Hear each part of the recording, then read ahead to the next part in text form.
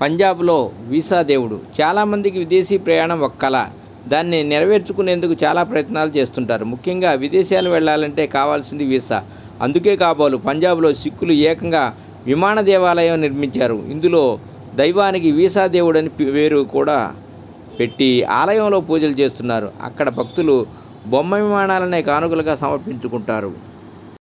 How are you జహాజ్ గురుద్వారాగా పిలిచే ఈ సిక్కు దేవాలయం పంజాబ్లోని జలంధర్, తల్హాన్లో ఉంది. ఒకప్పుడు షహీదా బాబా నిహాల్ సింగ్ గురుద్వారాగా పిలిచే ఈ పంజాబీ ఆలయాన్ని ప్రస్తుతం హవాయు జహాజ్ గురుద్వారాగా పిలుస్తున్నారు.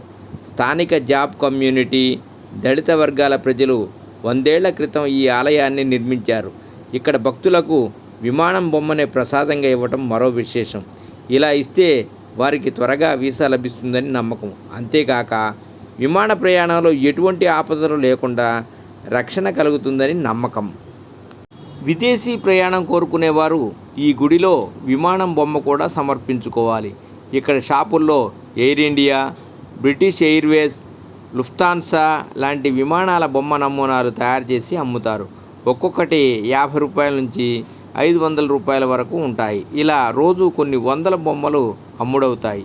సర్వే జనా సుఖినో భవంతు. ఓం నమః శివాయ.